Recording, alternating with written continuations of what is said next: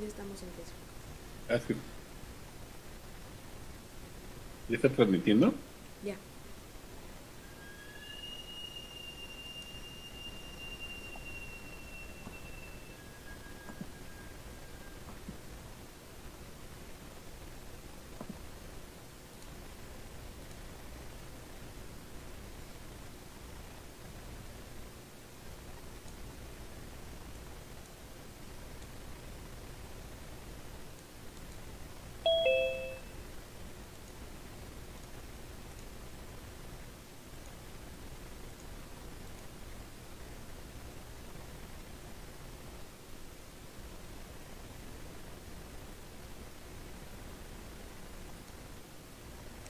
Yo hago la introducción, entonces. Ya está transmitiendo. Hola, buenas noches, auditorio que nos acompaña en estas transmisiones semanales del Encuentro Ciudadano por la Paz, el OVAC Estado de México y el Centro Cultural Cruzados de Cristo Rey. Nos encontramos una vez más con una plática muy interesante que es la construcción de narrativa. Hoy contamos con un invitado muy especial y además con un presentador también muy especial que ya tenía tiempo que no teníamos con nosotros y que es Tomás Pichardo. Tomás, por favor, ¿puedes presentar a nuestro invitado?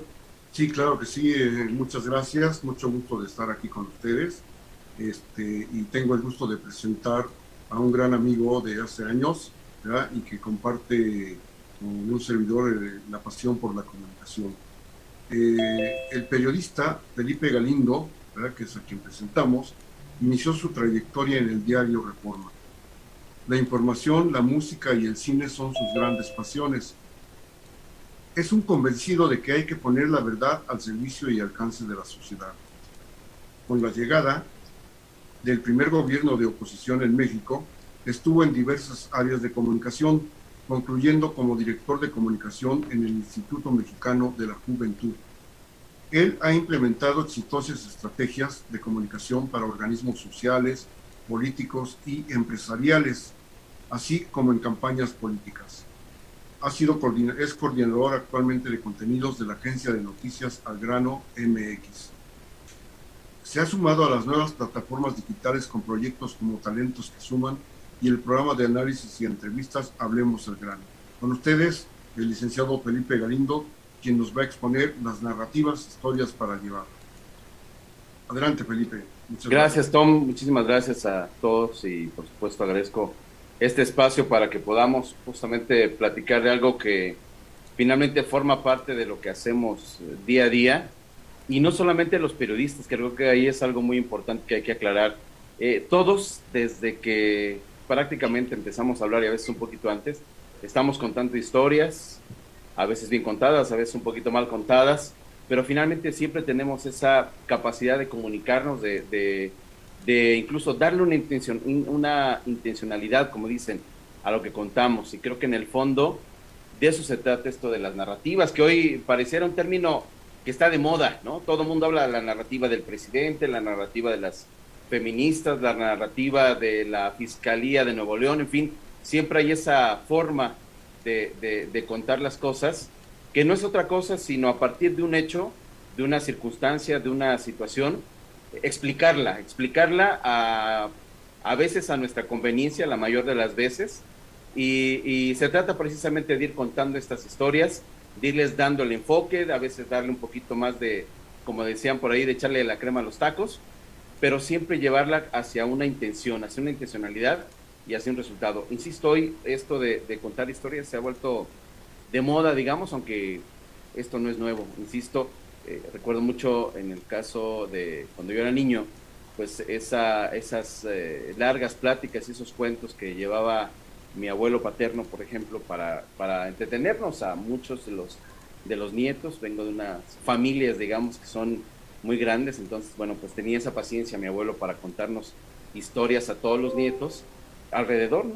En la tarde, cuando ya bajaba el calor en Veracruz, siempre esperábamos esas historias que siempre nos llevaban a alguna acción, ¿no? Las famosas moralejas, y creo que a partir de ahí es que empezamos justo a entender que siempre había una explicación de todo o una forma de entender lo que estábamos viviendo. creo que a partir de esto, y si empezamos a entender justamente el papel que nos toca ahora también a los que hacemos comunicación, y creo que ya todos, es justamente esta forma de contar historias, y creo que ahí es donde empezamos, creo un poco la diferencia, porque hoy por hoy pareciera que los periodistas nos estamos, pues digamos, entramos como en esta crisis de definición. Muchos de nosotros estamos muy peleados todavía con trabajar las famosas notas cliqueras, como le dicen, ¿no? Estas notas escandalosas, esas notas que llaman a tener más seguidores, o realmente quedarnos con esta forma también de dar a conocer una noticia. Y creo que vivimos ante esta oleada de las redes sociales, pues muchos dicen que hay que competir, hay que entrarle a TikTok y entrarle a Facebook y a todas estas nuevas plataformas, digamos, para contar historias. Pero creo que aquí empezamos a hacer la diferencia también entre los que nos dedicamos a la comunicación por años o los que queremos justamente mantener esta, vamos a decirle así, esta etiqueta de periodistas, de comunicadores, y de quien hoy también sigue siendo o le ha entrado al ruedo de la comunicación a partir de las redes sociales. Y es justo esta posibilidad de ir verificando información, de ir contando de alguna manera, o de hacer que las cosas no se pierdan por el mero hecho de ganar seguidores o de pues contar solamente nuestra versión.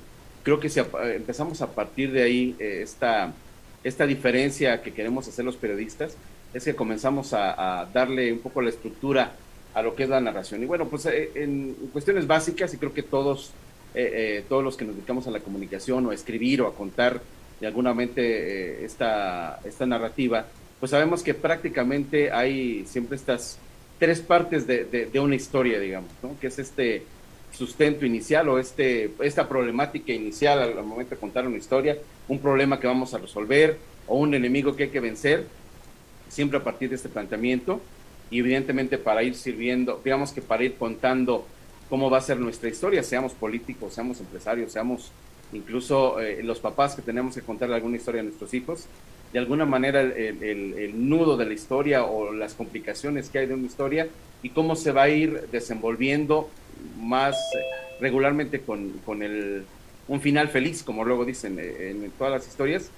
Y creo que esto lo ha aprendido muy bien un personaje que hoy es presidente de la República, que se tardó 12, 18 años en llegar, pero creo que ha ido perfeccionando de alguna manera su forma de contar historias. Y tomo de ejemplo de verdad a Andrés Manuel López Obrador, porque creo que es el contador oficial de este país en cuanto a historia se refieren. Y bueno, pues él sigue escribiendo su historia, él se ha asumido precisamente como este gran héroe que México necesita para una cuarta transformación, como él lo ha señalado. Y obviamente en medio de esta creación de su personaje, de esta creación de su historia, pues obviamente está el benefactor, digamos, que es el que va a rescatar al país de la corrupción, el que va decíamos, iba a acabar con la pobreza, iba a acabar con todos los privilegios, y obviamente iba digamos, a terminar con este combate a la corrupción, ¿no? Iba a terminar definitivamente con los malos, con todo lo que ha hecho el PRI, todo lo que hizo el PAN y todo lo que hicieron, digamos, los neoliberales y los conservadores y toda esta historia que finalmente forma parte de este nudo al momento de contar las historias. Y hemos visto precisamente cómo pues cada vez más tiene esta posibilidad de ser él quien va contando la versión de lo que está escribiendo en México, sin importar o nulificando incluso no solamente a la oposición, que hace unas semanas nos dimos cuenta que sí existe, o ya se reconocieron a ellos como un actor importante en este país, pero también de la sociedad, pero también de los científicos y obviamente de los periodistas, que somos los favoritos de Andrés Manuel ahora para ser sus adversarios, como él nos dice. Ya hablaremos un poquito de esa cuestión. Y esto de alguna forma tiene que ver, y creo que entrando un poco en este tema de las narrativas, él ha logrado entender muy bien lo que contamos nosotros como mexicanos. Creo que en el caso de nuestros papás, de nuestros abuelos, pues vienen de una época de oro, digamos, donde se contaba de alguna forma esta historia de los ricos y los pobres, y los ricos malos que regularmente querían oprimir a los pobres, que siempre eran buenos y siempre tenían un corazón bueno, Y bueno, pues de ahí todas las historias que de alguna manera por décadas una televisora nos contó a partir de telenovelas, donde siempre el personaje era el mismo, que siempre buscaba o se enamoraba del niño rico y siempre terminaba en una historia feliz casándose ellos, porque se juntaba, digamos, la riqueza del príncipe con la bondad de la princesa, aun cuando ella no tuviera dinero, lo importante era una historia feliz. Y siempre encontrábamos este contar historias que de alguna manera siempre nos fascinan. Recuerdo también mucho en la década de los 70s, 80s, esta historia que si la analizamos un poquito más, el Chavo del Ocho, que fue sumamente conocido y sumamente seguido por toda Latinoamérica, bueno, pues no era más que una dura crítica, digamos, de lo que sucedía en las familias de los 70s, ¿no? Donde ustedes recordarán, pues algunos, quizá algunos muy jóvenes no lo conocieron, pero era la historia de un niño huérfano que vivía en una vecindad con cualquier cantidad de personajes, ¿no? Era un niño de la calle que vivía en un barril y tenía de vecinos pues a una familia que se supone, se presume, pues era una mamá soltera venida menos, ¿no? No sabemos, nunca supimos si era porque se divorció, porque evidentemente en ese entonces hablar de un divorcio pues era prácticamente un escándalo. No sabíamos si su marido, por ejemplo, se murió. Lo que sí sabíamos era que tenía un pretendiente que era maestro y era maestro de todos los niños de la vecindad junto con otros personajes, pero también veíamos un personaje que también no sabíamos muy bien por qué tenía una hija y solo no sabíamos si era casado, si era viudo, en qué trabajaba, ¿no? Y siempre batallaba con estas historias para pagar la renta y siempre se le escondía al señor Barriga, en fin, toda esta situación que si lo vemos y que por décadas, por muchos años nos la contaba Roberto Gómez Bolaños, no era otra cosa que sí. Creo que nos podrías ir indicando si se cambia de diapositivas o la dejamos en la que está. Seguimos siguiendo, sí, vamos poniéndola ahí un poquito más adelante. Sí, ok. Gracias. Sí, gracias. En la siguiente, por favor.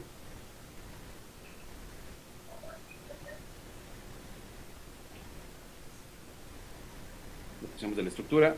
La siguiente, por favor. Un poco esa historia. Siguen ahí para ir retomando esta cuestión.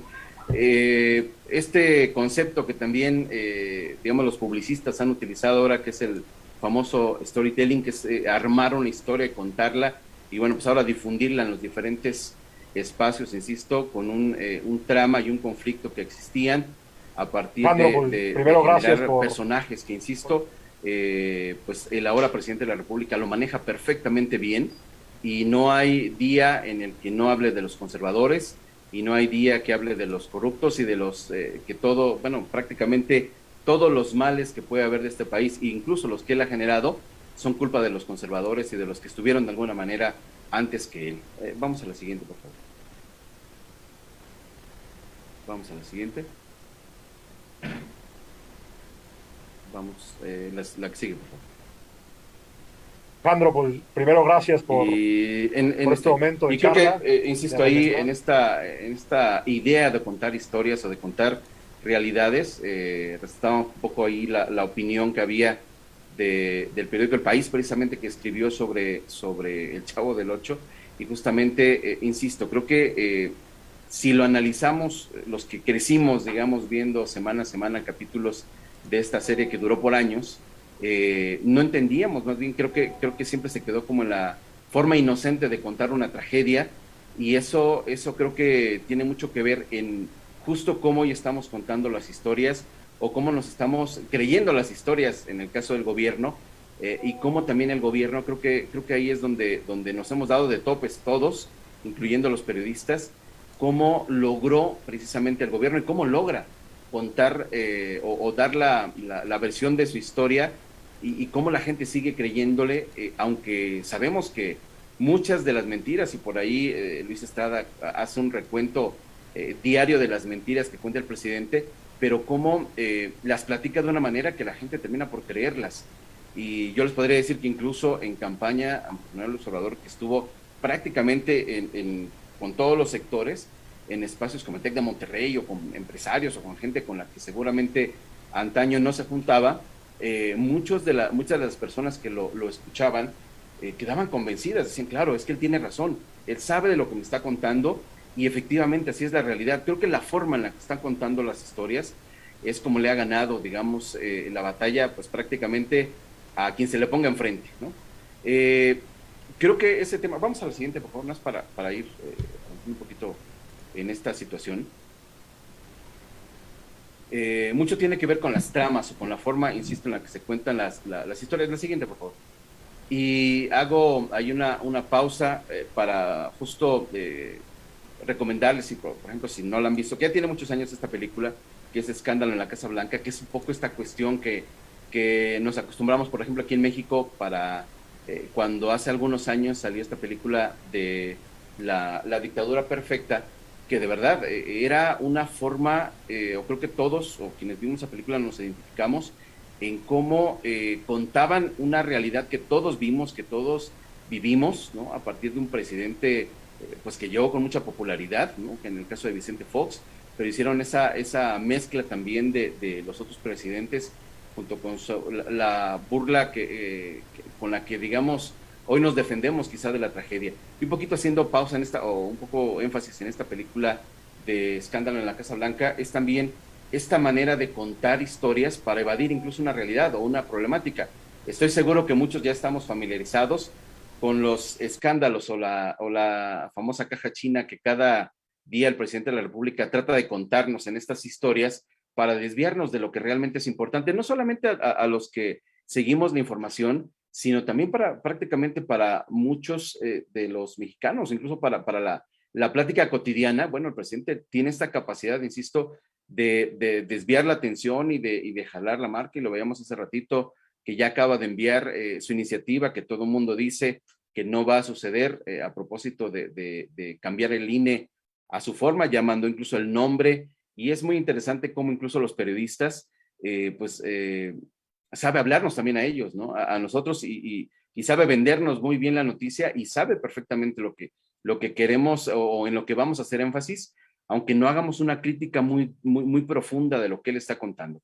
Insisto, creo que esto lo han entendido muy bien los equipos de comunicación de los gobiernos, y creo que ahí es importante decírselos, ¿no? Saber lo que ustedes ven que dice el presidente de la República, o que dice cualquier gobernador, o incluso algún personaje público, está perfectamente medido y perfectamente establecido para que tenga que ver con su historia, para que tenga que ver con lo que él tiene que decir, con su famosa narrativa. Vamos a la siguiente, por favor.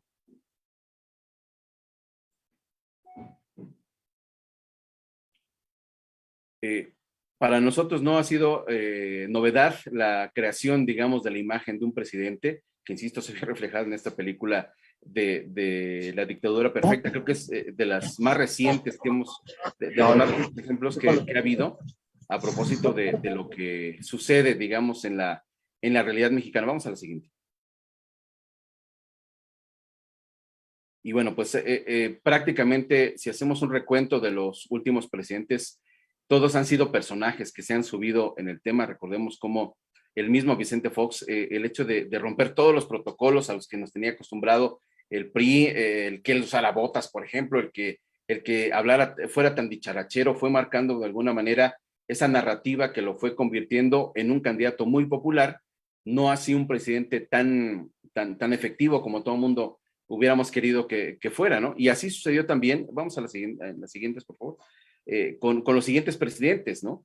Que el presidente Calderón, por más que quiera él, decir que hizo cambios y combatió el narco y todo, a muchos mexicanos no se les quita la idea que él fue el que detonó, digamos, la guerra contra el narco, y fue, de alguna manera, Andrés Manuel López Obrador, como opositor, quien insistió, vendió la idea, y muchos mexicanos creyeron, digamos, en que realmente Calderón, bueno, sigue siendo el culpable de la guerra contra el narcotráfico y las muertes que hay de este tema, aunque, bueno, Calderón tenga ya bastantes años de no estar en la presidencia, bueno, sigue siendo el villano favorito del actual presidente. En la siguiente, por favor.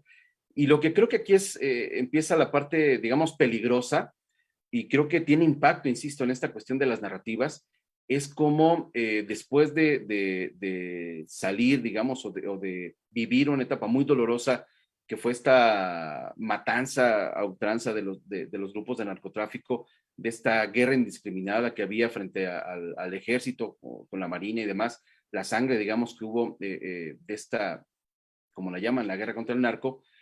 Todos los mexicanos, o muchos más bien, o quienes votaron, en este caso, por Enrique Peña Nieto, compraron esa narrativa de la telenovela, ¿no? O sea, el candidato guapo con la actriz guapa del momento, y cómo le sirvió también por años. Bueno, prácticamente dicen que el contrato era por 6 años, entonces prácticamente nos fueron contando una telenovela que terminó en tragedia, ¿no? Finalmente lograron ellos que mucha gente, y de verdad mucha gente en las calles, en las giras, en muchos lados donde platicábamos, decían que votaban por Enrique Peña Nieto porque estaba guapo. Entonces, si nuestro criterio en algún momento, creo que habrá que revisarlo, si votábamos por un ranchero popular y luego por un político guapo que tenía una esposa guapa o una actriz guapa, pues no nos quejemos de los resultados. Si también algunos han votado por un futbolista, y bueno, pues ahora si tenemos un presidente también pues dicharachero, creo que tiene mucho sentido también. Y no sé si hayamos aprendido, insisto, en esta cuestión de las narrativas. Vamos a la siguiente, por favor, en donde, bueno, pues ahora que es expresidente, bueno, también nos sigue presumiendo sus novias, ¿no? Creo que eso fue su mejor legado que nos dejó Enrique Peña Nieto, además de la serie de problemas que evidentemente tuvo nuestro país.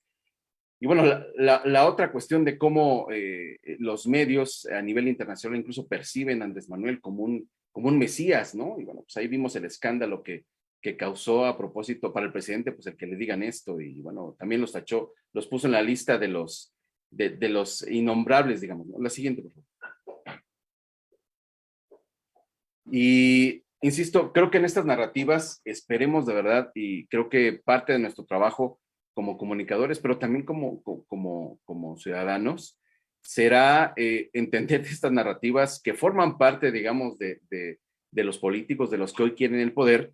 Bueno, pues ahí vemos esta estampa de imágenes con estos nuevos políticos, ¿no? Con estos políticos que ahora le apuestan a las redes sociales, a los influencers y evidentemente a toda esta vida de deseo que a veces hay, de aspiración, ¿no? Y cómo también contrasta con la realidad. Lo estamos viendo prácticamente en estos últimos días, como este gobernador influencer, digamos, llegó con su primer crisis de gobierno, que tenía que ir más allá que solamente tomarse la foto, y como incluso su propia esposa, que es hoy una influencer que prácticamente le dio el triunfo, no terminan de sortear la crisis. Creo que eso habrá que revisarlo y de verdad que analizarlo, porque pareciera que los votantes, los ciudadanos, no terminamos de aprender lo que estamos viviendo o a quienes estamos escogiendo. Y creo que ahí es donde la narrativa nos está dando en la cara una gran enseñanza,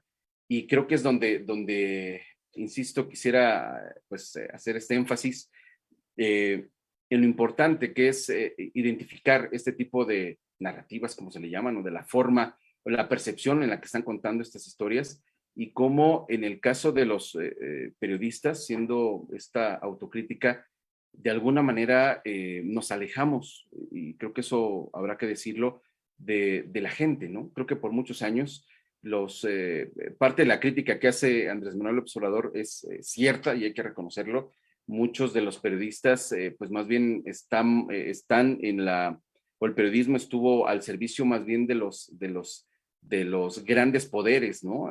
Las complicidades o las historias que había con las grandes televisoras, con los periódicos y demás, para literal servir al poder y olvidarnos de la sociedad. Y creo que hoy, digamos que parte de los retos que hoy tenemos como comunicadores es esta necesidad de también voltear a ver a la ciudadanía que hoy por hoy, bueno, pues está enfrentando también una situación de informarse o de malinformarse con quienes a partir de un teléfono, pues empezaron a contar las historias, y a partir de las computadoras, si bien algunos dicen que han sustituido de alguna manera o han hecho a un lado a los periodistas, bueno, pues lo único que estamos viendo es también un grupo de propagandistas que han aprovechado esta este vacío que dejamos los comunicadores para contar las historias que realmente importaban para la gente, ¿no? Creo que hoy la crisis que hay en la televisión, la crisis que también está enfrentando el radio, que están enfrentando de alguna manera los medios, los mismos periodistas,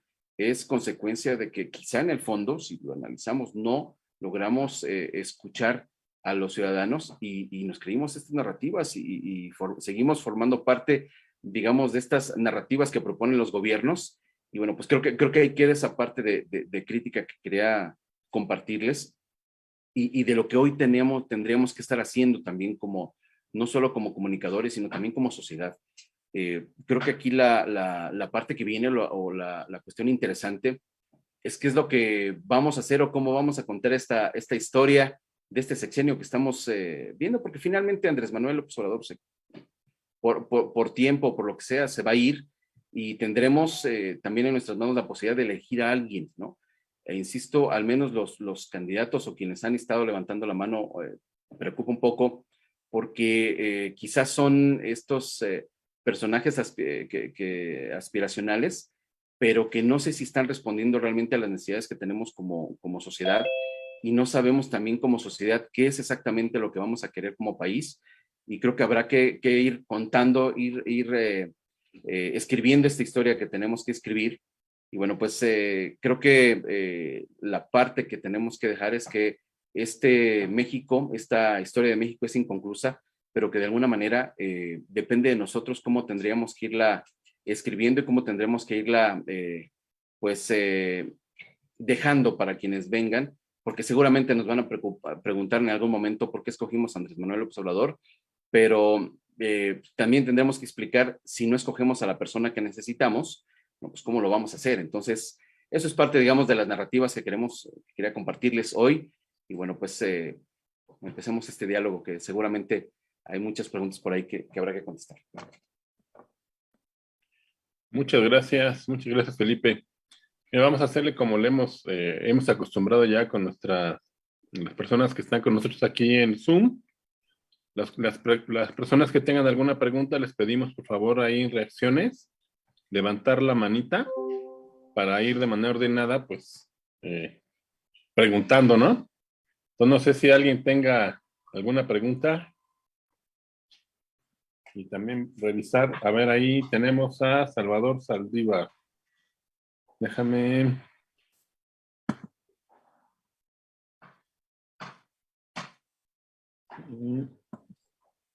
Adelante, Salvador, reinicia tu micrófono. Sí, ya está funcionando. Muy buenas noches a todos ustedes. Gusto en saludarlos. Mi comentario es el siguiente. Pues he estado trabajando desde hace ya un buen tiempo con redes sociales, concretamente me baso en Facebook y en WhatsApp. Sin embargo, bueno, pues hay mucha información que recibo y traslado precisamente pues voy seleccionando. Ya ahorita pues en Facebook tengo un buen número de contactos que, bueno, pues es el límite de los 5,000, entonces de alguna manera pues podemos influir con la información que emitimos. Sin embargo, ha habido por ahí una controversia respecto a los memes. Hay unos memes, efectivamente, que pues no son convenientes estarlos retransmitiendo, puesto que son a veces pues con palabras altisonantes, ofensivas y esos pues obviamente no se trasladan. Sin embargo, hay unos muy interesantes, o sea, muy simpáticos, de mucha creatividad, y que para lo que es la forma de ser de López Obrador, que es una persona visceral, pues yo he visto que sí llega a afectarle precisamente esos memes, sobre todo cuando se refieren, por ejemplo, a su hijo o a sus hijos o a sus hermanos, a su familia en general. Un caso de ellos pues fue el de la Casa Gris.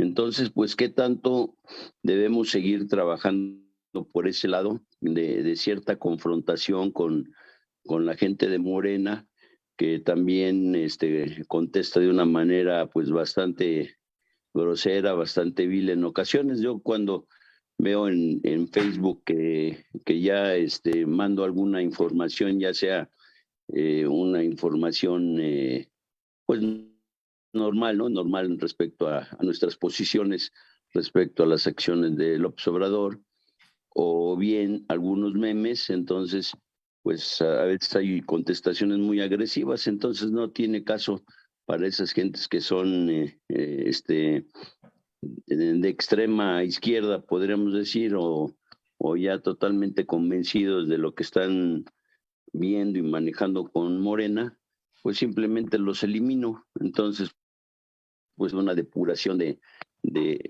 ese grupo de amigos o de conocidos de Facebook o de WhatsApp, y entonces pues vamos afinando esto y pues va dirigida esa información más que nada pues a la gente que pues que está indecisa, ¿no?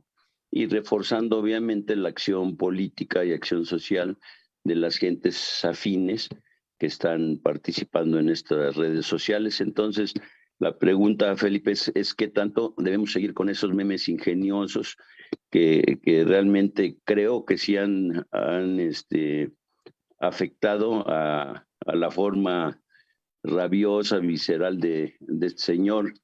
Esa es mi pregunta, es cuánto. Gracias. Muchas gracias, Salvador. Oye, pues sí, realmente el presidente lee los memes, ¿eh? Hay que decirle que él, si algo ha hecho, es justamente escuchar a la gente, que eso, la verdad, nos pueda gustar o no, él está pendiente de todo lo que dicen de él, creo que a veces en exceso, pero fíjate que creo que vale la pena, y has tocado un punto, qué bueno que lo haces, qué bueno que lo compartes, y qué bueno que a veces a veces los bloquea, vale la pena bloquearlos, a veces si los conocemos, hablo un poco en mi caso, yo te puedo decir que mucha gente, amigos que conozco y que por supuesto quiero mucho, hoy están siguiendo a Morena y están convencidos, creo yo que ya no tan convencidos, pero es que si ya se pasaron de aquel lado, difícilmente uno reconoce que se equivoca.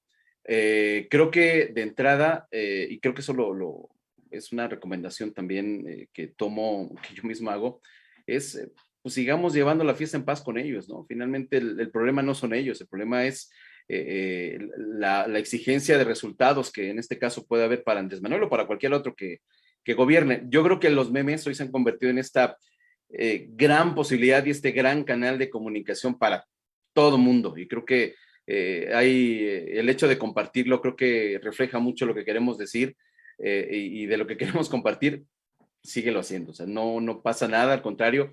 Y yo creo que lo peor que podemos hacer es quedarnos callados, y creo que curiosamente algo que es tan chistoso, quizá tan simpático, tan creativo y demás, ha permitido precisamente el involucrar a mucha gente que no hablaba de política, porque en algún momento nos dijeron que no se hablaba de política, que no se hablaba de religión y que no se hablaba no sé, de otros temas, ¿no? De fútbol. Y creo que hoy por hoy la política de verdad es tan importante, como decían, que no podemos solamente dejárselo a los políticos, ¿no? Creo que nuestro papel es estar informados y también hacer este ejercicio de informar a los demás, ¿no? Porque lo que hoy vemos, insisto, sobre todo en quien está a favor de Andrés Manuel, es que solamente replica las cosas, nos hace las mismas preguntas, el dónde estabas, el qué hacías cuando gobernaba Calderón, el qué hacías cuando estaba Salinas, que a mí me decían, pues yo era un niño todavía, cuando estaba Salinas de presidente, ¿no?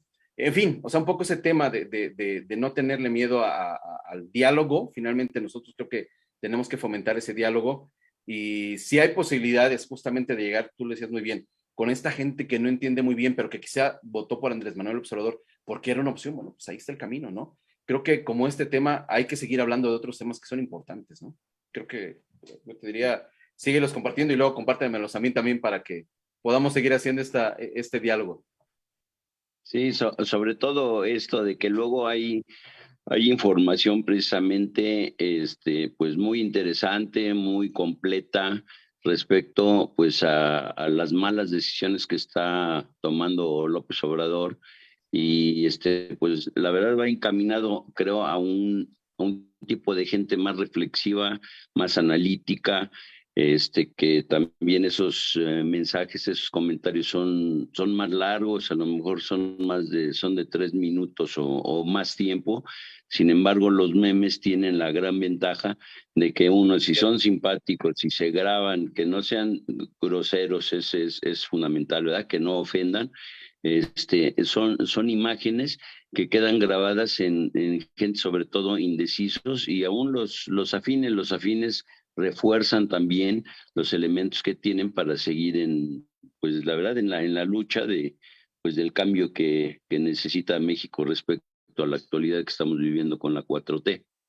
Totalmente de acuerdo, e insisto, hablarlo, platicarlo con nuestros amigos, con nuestros vecinos, con quien está a favor y con quien está en contra. Yo creo que si logramos no perder esta capacidad de diálogo, miren, ya bastante, Salvador, hemos caído en el juego de dividirnos entre, ¿no?, blancos y negros y demás. Creo que si rescatamos esta capacidad de dialogar, de poner nuestros argumentos, decir, oye, a ver, explícame, ¿no?, cómo está el tema, creo que habremos aprendido muchas cosas, ¿no?, de esta cuestión de saber compartir nuestros argumentos. ¿Qué te digo? Yo soy fan y consumidor permanente de los memes. Sí, tengo un amigo, voy a dar un ejemplo, tengo un amigo de muchos años, ¿no? Sin embargo, bueno, por X situaciones, bueno, llegó a tener puestos gerenciales y todo eso, estar en un buen nivel. Sin embargo, por diversas situaciones, ahorita pues está siendo su pensamiento afín a López Obrador. Y constantemente estamos bromeando, pero también como que hay una apertura. Efectivamente tienes razón, no hay que desechar a los adversarios. O sea, puede llegar un momento de un viraje, ¿verdad? Ahora sí que un golpe de timón en el que los comenzamos. Por ejemplo, me ha mandado algún mensaje y le regreso con un meme que dice,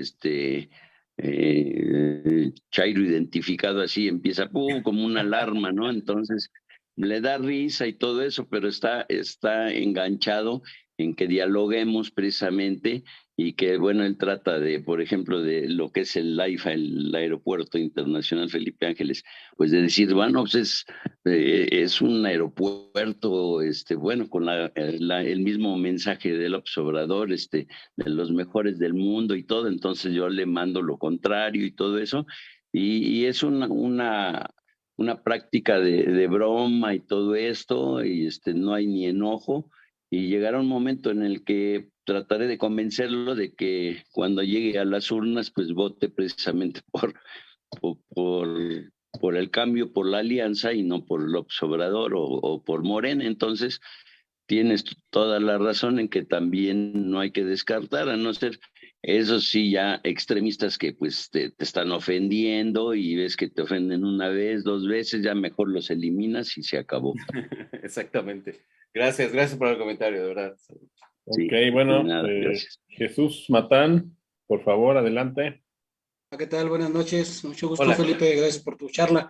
Oye, yo quisiera preguntarte y que nos comentaras un poquito en relación a cómo o qué consideraciones hay que hacer para construir una narrativa que pueda estar en la agenda. Porque ahorita, por ejemplo, hablabas y tocabas el tema de López Obrador, y yo creo que ese es un tema que se cuece aparte, porque tiene, aparte de su calidad para desarrollar narrativas, pues tiene la cantidad de tiempo disponible. Y por supuesto que de lo que yo te estaba platicando con Salvador, pues tenemos que mover la narrativa y que esa narrativa, ¿cómo hacer para que se ponga en la agenda diaria?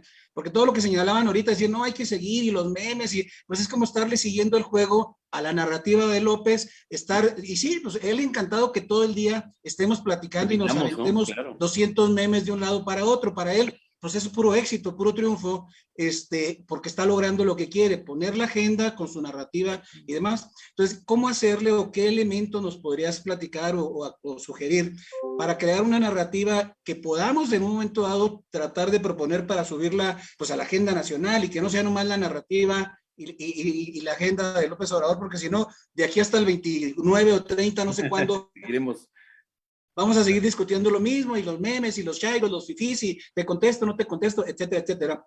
Y cómo considerar también que estas narrativas tengan un tiempo finito, porque quiero suponer que una narrativa tiene un objetivo que se quiere lograr.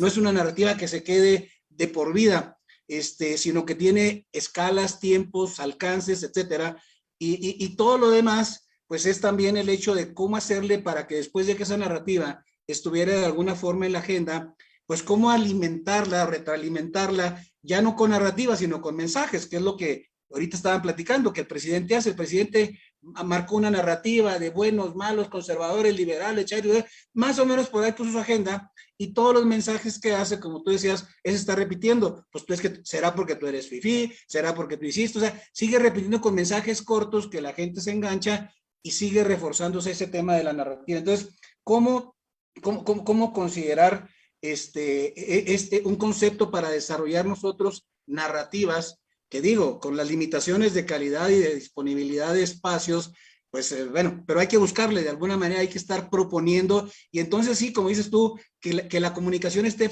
permanente, que no nos cerremos, que nos comuniquemos, pero que estemos comunicando y platicando sobre nuestra narrativa y nuestra agenda, porque si no, insisto, es seguirle echando el caldo gordo, ¿no? Entonces, no sé si en ese contexto pudieras, pues, darnos algunos tips, ideas, el ABC, no sé cómo llamarle, pues para todo mundo ponernos a pensar cómo desarrollar en los diferentes ambientes y niveles y espacios, si es con vecinos, si es en un partido político, si es etcétera, pues cómo ir poniendo una narrativa diferente, no sé, del sí se puede, del vamos a lograr, no sé, o sea, yo creo que espero poderme haber explicado, y bueno, pues tus comentarios y sugerencias y recomendaciones seguramente serán más valiosas. Y por último, cómo meter en este concepto de narrativa la parte de la narrativa racional y la parte de la narrativa emocional, porque al final de cuentas lo que estoy entendiendo es de que el PG, uno de sus grandes éxitos, es que más bien se va por una narrativa más emocional que racional. No resiste ningún diálogo lógico y racional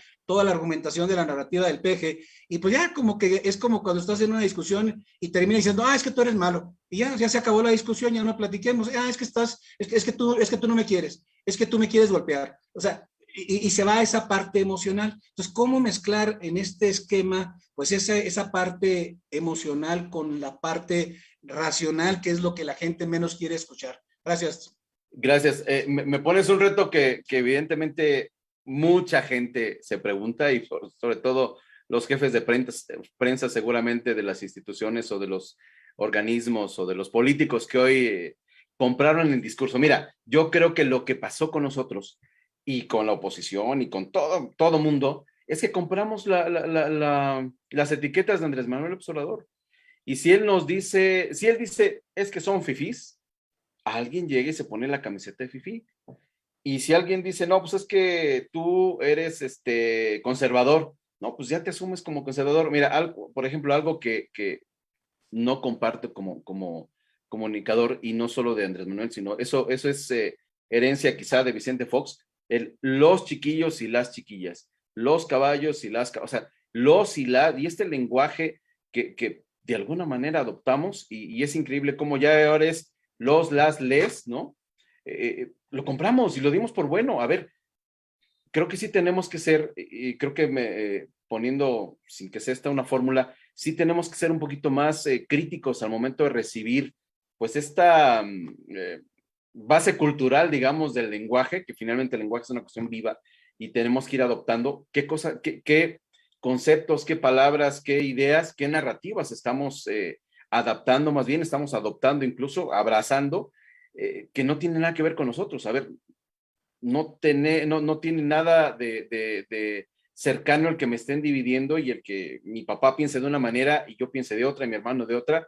Espérame, pues de entrada somos mexicanos y de entrada somos familia. Creo que si logramos nosotros contar o quitar esas etiquetas que nos han vendido y nos venden y nos repiten todos los días, y que evidentemente estamos viviendo todo mundo, pues ahora sí que fue una tierra fértil para quien está hoy gobernando, y todo mundo compramos la idea de a ver si estamos como traición a la patria o no, ¿no? Si traicionamos a la patria o no. Me llama mucho la atención, por ejemplo, te cuento muy rápido, en un amigo periodista incluso, bromeaba con que era él se puso esta etiqueta en Facebook de traición a la patria, ¿no? Y cómo de manera inconsciente uno le entra en el juego. Y bueno, yo estuve a punto también de ponerme ahí como de los que te dije, espérame, no me interesa ese discurso, a ver, no me interesa hacerle por ser algo chistoso o algo pues, de broma, estoy comprando algo que a mí no me interesa asumirme como traidor a la patria cuando es una campaña de un partido que no me interesa formar. ¿A qué voy? Yo creo que de entrada hay que revisar muy bien cuántas y cuáles etiquetas son las que ya compramos y hay que empezar a demostrar que no nos interesan y que no nos gustan y que de entrada no las usamos, ¿no? Es la mejor manera de irnos vacunando contra esta corriente, digamos, de pensamiento que trae este actual gobierno. ¿Cómo lo hacemos? ¿Cómo lo hacemos? Me decías para esta cuestión de la cuestión racional y emocional. Mira, es un reto que tenemos incluso nosotros como comunicadores, ¿no? Nosotros como periodistas, nosotros como gente que todos los días trata información. Yo te diría, empecemos a contar de una manera más sencilla, ¿no? Veamos que ahora, digamos, la dinámica de las plataformas, sobre todo si estamos en redes sociales o si tenemos estas conversaciones con gente, vecinos, amigos, familiares, pues expliquémosles la cosa de una manera sencilla, ¿no? Digamos por qué no es bueno robar, ¿no? Porque hoy se están cuestionando esta situación de si hay que robar o no, si hay que robar poquito, como dicen algunos políticos, porque quizá temas más difíciles como el socialismo o el marxismo no funciona, o porque, no sé, los temas que tienen que ver más con nosotros, ¿cómo lo explicamos de una manera sencilla? Quizá una cuestión más de índole moral o de cuestiones éticas, ¿no? ¿Por qué si tenemos que llegar temprano al trabajo? ¿Por qué si nos encontramos algo que no es nuestro no podemos tomarlo? ¿Por qué tenemos que pagar impuestos? No sé, tantos temas en los que creo que sí es nuestra responsabilidad como ciudadanos, como mexicanos, e írselo contando a los demás, porque yo te puedo decir que hay muchos jóvenes, niños incluso, pues, que tenemos que seguir formando, que tenemos que seguirles explicando. Y bueno, pues hoy, por ejemplo, muchos jóvenes,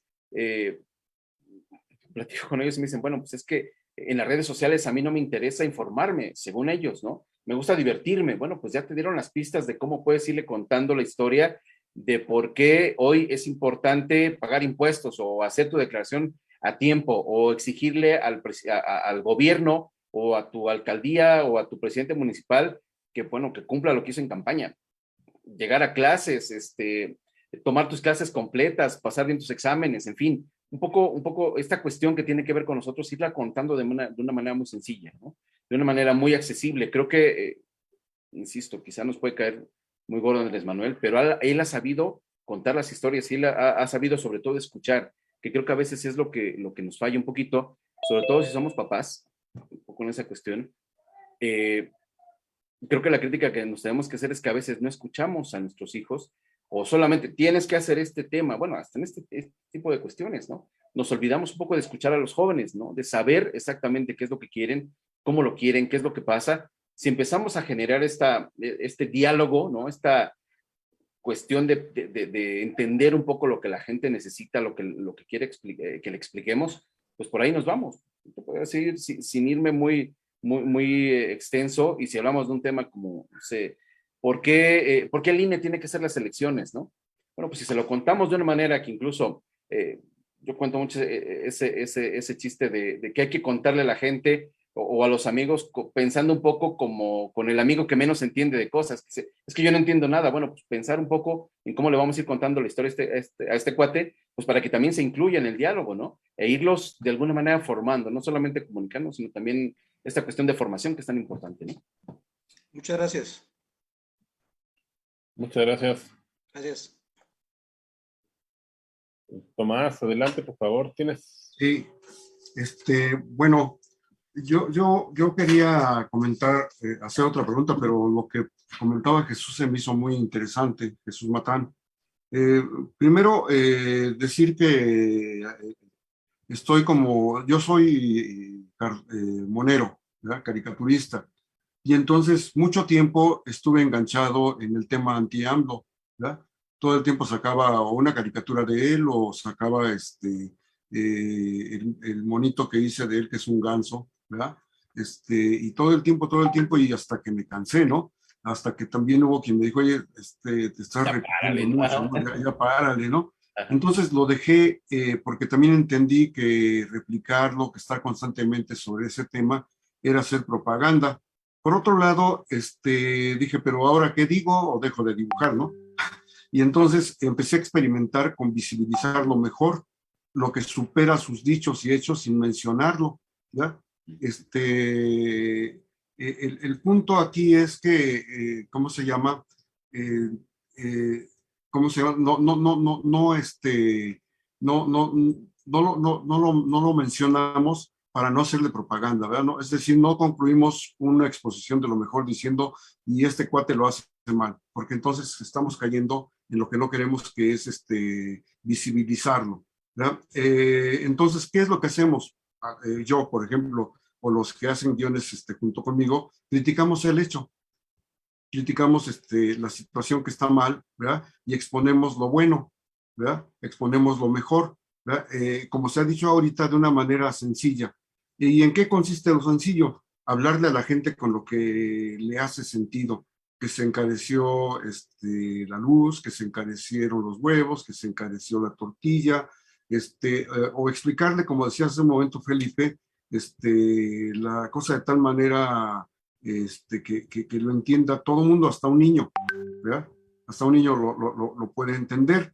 Entonces, creo que debemos adquirir esa habilidad para ya dejar de mencionarlo y decir las cosas. En mi caso, el trabajo es doble porque no solo lo tengo que decir, sino hacerlo con humor, ¿verdad? Hacer que la gente sonría, ría cuando ve el mensaje, ¿verdad? Y bueno, ese es mi comentario, y después, si tengo la oportunidad, haré la pregunta que iba a hacer hace un momento. Claro que sí. Yo te diría, un poco complementando esta idea, Tom, que es, tenemos un poco, lo digo un poco también como autocrítica para los periodistas, ¿no? Para los que hacemos la noticia diario, que también nos hemos metido en temas que luego no entendemos.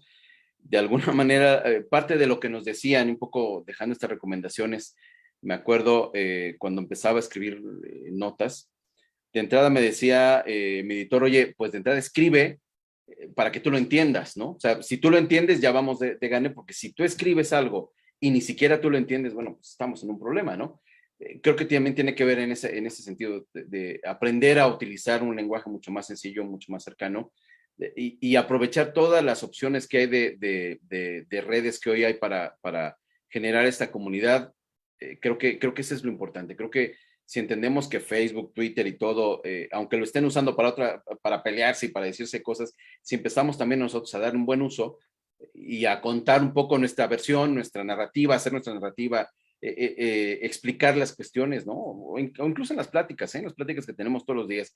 Creo que lo peor lo peor que podemos hacer es empezar a autocensurarnos. Creo que tenemos mucho que decir, y sobre todo nosotros que conocemos muchos temas, pues hay que hablarlo, hay que decirlo, hay que tocarlo, pues así de una manera muy, muy clarita, ¿no? Para que no nos compliquemos. Y qué bueno que estás haciendo estos cartones de una manera mucho más creativa, porque es importante también, insisto, hablar de los temas, ¿no? No podemos quedar callados para que alguien se vaya a enojar, ¿no? Pues hay que ver cómo sí les compartimos nuestras ideas, ¿no? Mal haríamos en quedarnos callados. Mira, Felipe, a ver, yo tengo es como entre duda, y lo que dijo Jesús Matán se me hizo muy interesante, igual que a Tomás me llamó mucho la atención. Y yo también, por ejemplo, ya hay muchos temas que no solamente son los que trata el presidente, ¿no? Un tema y a ver si podemos aquí también platicar un poquito, ¿no? Claro. Un tema que está tremendo ahorita en la sociedad es la cuestión esta del patriarcado y, por ejemplo, los hombres, como dices tú, no nos podemos quedar callados, pero nos apedrean, ¿no? Acaba de pasar un caso espantoso en Monterrey de la muchachita esta de Bani Escobar, pero tú ves en las redes y ponen por un México seguro y porque las mujeres podamos vivir tranquilas. Dices, es una tragedia, es horrible, pero no sé, pero yo creo que se me ocurre, ¿no? Por ejemplo, una amiga mía puso eso, ¿no? Y ella es influencer y toda la cosa. Yo le iba a poner ahí y dije, me van a matar, ¿no? Si le pones esto. Pero, a ver, ¿tú qué opinas? Debemos encontrar una manera de hacer una narrativa que contribuya. O sea, por ejemplo, yo solamente he visto un video cortito de una persona que dice, ¿qué conclusión saco yo de esta situación de Devani? Es un varón. Pues que si mis hijos van a una fiesta, es de tal hora a tal hora, y que yo voy, yo los dejo y yo los recojo. Por ejemplo, se me hace lo más lógico, congruente, sano que he visto hasta ahora. O sea, si te pones a analizar, cuando estaban en las pesquisas y todo, las que tomaron el caso fueron las feministas, como siempre, o sea, ganan, ¿no? Así es. Ganan ganan la narrativa. La narrativa, claro. Y dicen que fue un macho que la mató. No sabes si a lo mejor la mataron las amigas, dices, pues, pudiera ser, ¿no? Entonces dices, pues yo creo, yo pensaría que lo que hay que hacer es educar tanto a jóvenes como a señoritas como a los muchachos. O sea, yo no me imagino una muchachita de 18 años a la 1 de la mañana, ebria, en la calle solita. ¿Cómo pasó eso? O sea, el problema no es el patriarcado, es que nos están ganando la narrativa. ¿Qué opinas de eso? O sea, como dices tú, el otro día, y eso relaciona a lo mismo, estaba yo desayunando con una compañera y pasa la mesera y le sirve café a ella y a mí no. Digo, mira, no me sirvió café. Y me dice ella, pero así inmediatamente me dijo, no, ni le digas porque te va a acusar de acoso. Y dije, ¿de acoso por pedirle café? Bueno, se enojó la muchacha, sí, pero ¿cómo me va a acusar de acoso por pedirle café? O sea, ya están, es una cosa en la sociedad que está espantosa, ¿no? No puedes pedirle a una mujer nada porque es acoso. ¿Sí me explico? Pero sí no podemos poner límites a los hijos para que vayan a una fiesta y no les pase lo que le pasó a esta niña. Hay que hacer narrativa en eso también, ¿no? Yo te diría que sí, totalmente de acuerdo contigo, ¿eh? Sí implica, insisto, mucho, creo que tenemos mucho que decir en muchos temas y particularmente en estos, en donde el enemigo a vencer es el patriarcado, ¿no? Que incluso a veces hay que tomarlo con humor, ¿no? Hay que tomarlo con humor porque y a veces, ¿sabes qué? Hay que documentarnos también un poco, ¿eh? O sea, sí, evidentemente hay como estos grandes temas en los que todo el mundo estamos pensando por dónde le agarramos precisamente para que no nos, pues ahora nos fusilen de manera virtual, como se dice, ¿no? O en esta manera de las redes sociales nos quemen en la hoguera, pero hay que hablar del tema y mira, yo te diría, hay que hacerle el ensayo-error, ¿no? O sea, de verdad, hay que tomársela, no hay que tomársela personal, hay que hacerlo muy, muy de manera pues vistosa, porque así como, yo te diría, así como pasan este tipo de cuestiones, hay historias de feministas que terminan por matar a su pareja, por ejemplo, o me llamaba mucho la atención una historia de este actor, se me fue el nombre de Johnny Depp, que es una joya esa historia, y de verdad tenemos que rescatarla, ¿no? O sea, golpeado por su mujer y con la violencia con la que se hizo. Y a mí me llamó la atención, por ejemplo, en redes sociales hubo aquí una influencer justamente que dice, bueno, yo ya sé que me van a decir de cosas, pero de entrada, esto es algo de lo que pocos hablan y pocas hablan, y es que también muchos o algunos hombres son golpeados por sus parejas, o también hay violencia y también viene por parte de la mujer. Y bueno, también no te quiero contar la lista de comentarios que hubo, pero también hubo muchos que se rescatan. Insisto, creo que lo peor que nos puede pasar es empezar a autocensurarnos el tema, ¿no?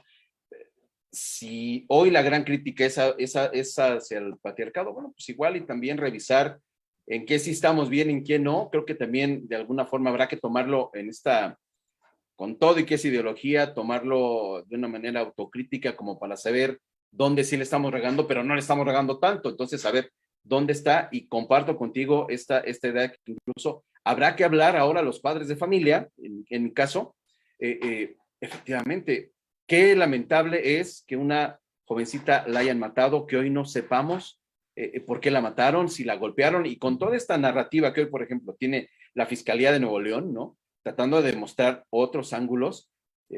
Bueno, hay que decir, como bien dices, que hacía una chavita a las 4 de la mañana y que hoy apenas estábamos viendo estos videos con todo y que el papá decía que lo manipularon y que la Fiscalía lo pasó y que Milenio, en fin, sea quien sea, como bien dices, que hacía una chavita a las 4 de la mañana exponiéndose todo en una situación tan difícil, ¿no? O sea, hay que siempre buscar el lado B del tema y hay que ser muy creativos para hablar de los temas, ¿no? Aunque al principio nos agarren a jitomatazos, yo te diría, ya los periodistas ya lo traemos ya muy armado, y más en este sexenio particularmente. Ya desde el anterior todavía ya nos tocaba, pero pues, la verdad tiene que salir por donde sea, ¿no? O sea, la verdad es algo que no podemos ocultar, que tenemos que defender y tendremos que ponerla en la mesa, ¿no? O sea, no podemos, por no hacer escándalo, pues en el fondo pecar de omisos, ¿no? O mentir o utilizar términos que, insisto, son odiosos, esto de los y las. Hay un lenguaje ya muy establecido. Todes. Ahora los todes, ¿no? Que yo me burlaba, yo sí en redes sociales me burlé hasta que alguien me dijo, tienes toda la razón. Todes, ¿dónde, no? O sea, incluso por ahí hubo por ahí un video de Vargas Llosa que les puedo compartir, donde él de manera técnica te dice por qué no se puede usar que es una vacilada, Claro. todo esto es una vacilada. Entonces tenemos que hacer que la sensatez también se escuche, ¿no? Que la verdad se escuche, ¿no? Que nos critican, bueno, pues, hay que aguantar vara, a veces hay que aguantar un poco de vara, ¿no? Y decir, pues me dirás lo que me dirás, pero la verdad nos tiene que seguir haciendo libres, ¿no? Muchas gracias. Tom, por favor. Y leía en un artículo precisamente sobre el tema de narrativa que para un cuento bien contado hay que hacer otro cuento muy bien contado para superarlo, ¿no?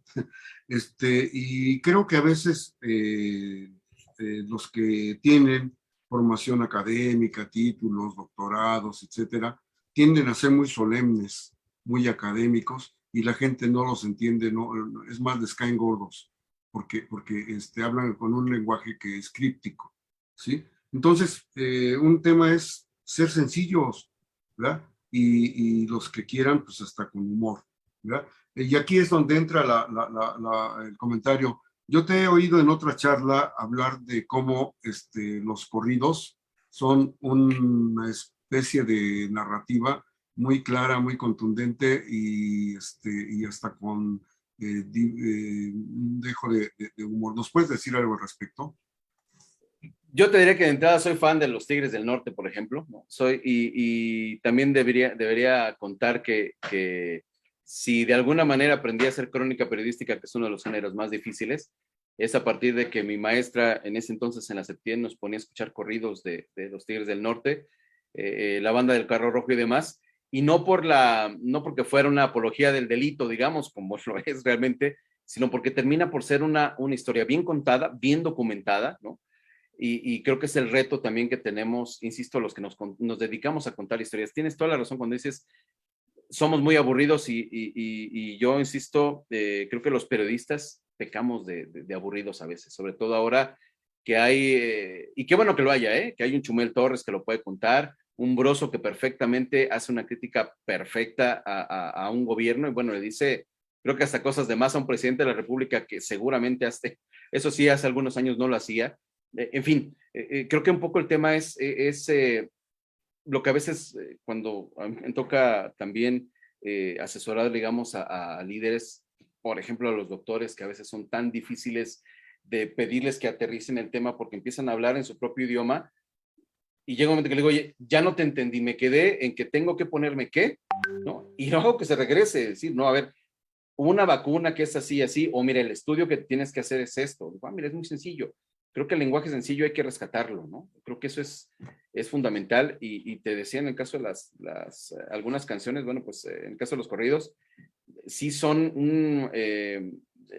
pues la manera más sencilla, como lo hacían en algún momento los juglares, ¿no? Digo, esto afortunadamente no es nuevo y estas grandes narrativas que se hacían, estas grandes canciones o que se hacían en las plazas o en los lugares donde estaban los reyes y demás, creo que sirve para rescatar toda esa forma de contar historias, ¿no? Insisto, la música es una manera perfecta de contar la historia y que se te quede y que incluso la repitas, ¿no? Y bueno, pues de esas hay infinidad de cosas, pero sí creo que hay que rescatar, insisto, vuelvo al tema de los corridos, sí la sencillez, sí lo práctico de contarlo, pero también la solidez de la historia, ¿no? La veracidad de la historia. Creo que de alguna manera esta es la forma que rescatamos, digamos, por decirlo así, de la forma de contar historias, que finalmente no solamente una historia bien contada, sino una historia sólida, ¿no? Una historia que permanece, que se mantiene porque pues además tiene datos reales, ¿no? Datos que pasaron y bueno, pues incluso ya en términos por ahí los mismos narcos buscaban a los artistas o buscan, ¿no? Para que les hagan sus corridos porque quieren trascender, ¿no? Creo que de ahí el tema. Creo que lo han mal utilizado, pero bueno, hay unos que todavía se rescatan, insisto. ¿Qué te digo? Son de mis grandes pasiones escuchar corridos, por ejemplo, ¿no? Gracias. Gracias. Arturo, por favor, activa tu micrófono. ¿Ya? ¿Ya? ¿Por qué? Ok. Seguramente. Hola, buenas noches a todos. Dos detalles nada más. Una, con respecto a lo que tú comentabas, Jorge, pues definitivamente nada justifica el quitarle la vida a otra persona, definitivamente. Y con lo que estoy de acuerdo contigo es que a veces como papás no sabemos poner límites, ¿no? Mientras los hijos vivan bajo el techo de los padres, creo que ahí debe haber un respeto, y si no, bueno, pues también debemos ajustar esa parte de la educación, que es muy importante, por ese lado. Por el otro, Felipe, fíjate que yo luego me meto mucho a latinos y veo a Carlos Loret de Mola y a Broso, ¿no? Que la verdad, pues le han creado un problemón a este hombre, pero terrible. Y ellos comentaban, que es donde va mi pregunta, ¿no? Que decía que este hombre no aguanta más problema que el que le marcó esa diferencia y donde ha venido bajando su popularidad cuando habló del hijo, ¿no? Que cómo se enriqueció y que los hermanos, la prima y todo cómo ha llegado la lana en efectivo y corruptamente, ¿no? Si tú lo quieres así. Entonces, ¿de qué forma? Si eso le duele mucho al hombre, ahorita que Tomás es caricaturista y todo esto, ¿de qué forma podremos atacar ese problema para que le pegue sin lo que comentaban ustedes, sin que lo levantemos, ¿no? Porque si no, pues va a salir contraproducente y en vez de dañar lo que es lo que queremos, dañar la imagen, lo vamos a levantar más. Gracias. Totalmente. Miren, yo creo que hoy estamos a muy buen tiempo.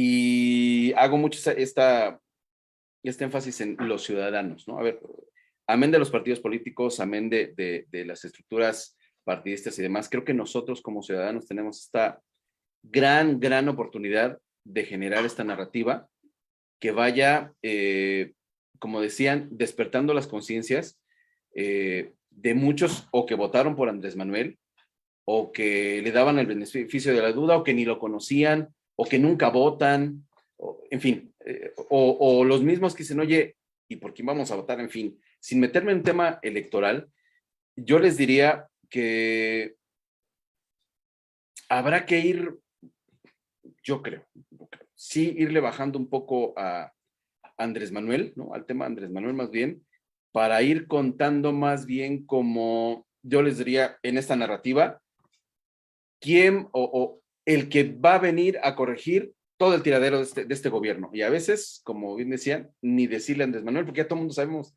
cuando decimos, bueno, ha sido tan hábil, ¿no? Su estructura de comunicación, no él, su estructura de comunicación que hay, ¿no? Del que cuando decimos, ya sabes quién, ya sabemos quién es, ¿no?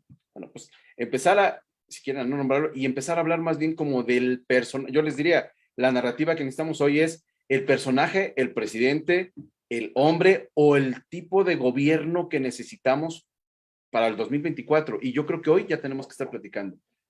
No sabemos si es, lo único que sabemos es que seguramente no es de Morena, pero aún si fuera de Morena, no lo sé, pensemos también, y aquí sí tendremos que ser creativos todos, todo mundo como sociedad, qué tipo de gobierno necesitamos. O sea, ya como sea, empujones, como es intolerante, como se enoja todos los días, como no aguanta que le hablen de sus hijos, ya lo conocemos, pero ya de alguna manera ya va de salida, ya va a empezar ahora pues a decaer, digamos, en cuanto a posibilidades de poder, aunque creo que viene la parte más radical, pero creo que ahorita ya tenemos que dejarnos un poquito de él y empezar más bien, insisto, a preocuparnos por quién nos tiene que gobernar y qué necesitamos. ¿Para qué?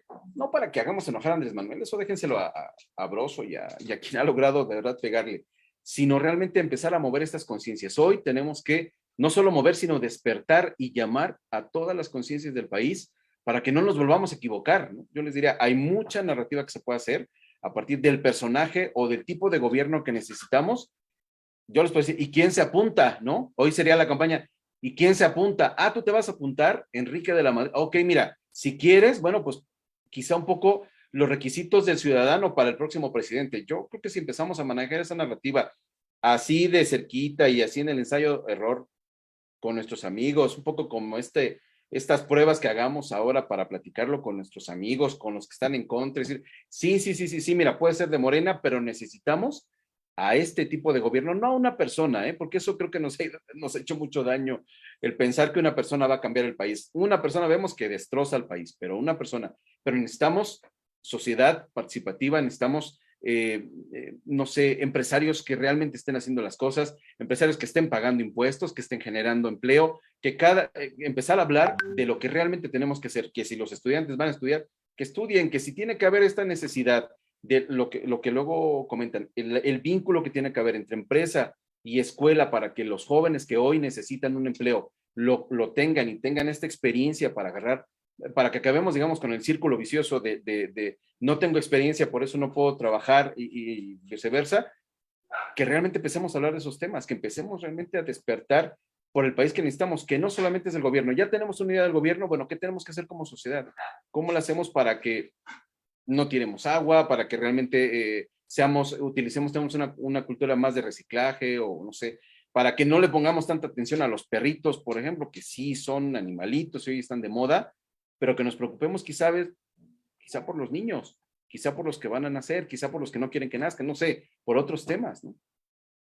Yo creo que hay mucho que hablar, ¿no? Entonces, ahí la dejo por lo pronto. Gracias.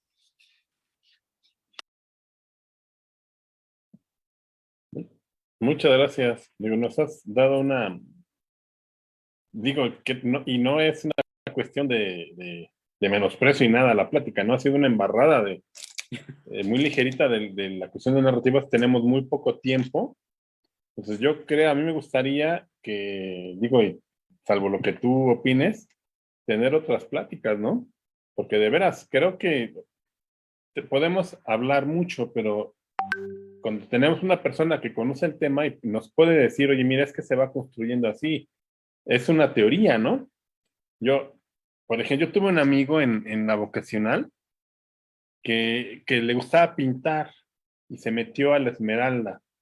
Y luego llegó un día, pero hace muchos años, ¿verdad?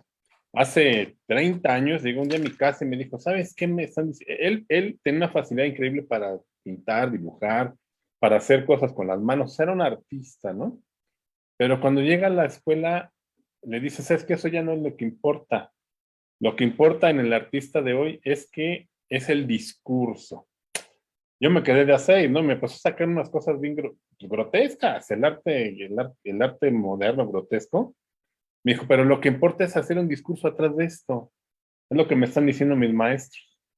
Si ya no sé qué hacer, o sea, al final terminó y ahora está encargado de una galería de arte y toda la cosa, pero le conflictó mucho y a mí no me deja de conflictuar en 30 años. O sea, dices, porque yo he ido a exposiciones de artistas y que una vez vi nada más para que veas, ¿no? Un martillo metido en un cajón de acrílico con 4 clavos clavados en cada esquina.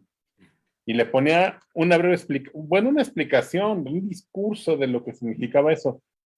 Yo me quisiera imaginar a Leonardo haciendo eso, ¿no? Como arte. Entonces, el discurso, la narrativa, está dominando el mundo, pero ¿cómo se construye? Entonces, no sé, a mí me gustaría que después pudieras estar otra vez con nosotros y platicar, o sea, cómo se hace la narrativa, cómo se construye una narrativa. Por ejemplo, este cuate de López Obrador tiene método, ¿no? No es un improvisado. Es lo único que le sale bien, creo, ¿no? Y de lo que sabe bien, o sea, hacer narrativa y robar y ser corrupto. Entonces, no sé, yo insisto, ¿no? No sé los que nos acompañan aquí, el auditorio, yo creo que nos gustaría mucho alguna plática subsecuente, ¿no? Ya lo estaremos platicando y pues está la invitación abierta. Le agradecemos a Tomás, que fue el que pues te contactó, ¿no? Cuéntame. Y ya está por aquí Rafa Funes, no sé si quieras tomar la palabra. Hola, ¿cómo estás?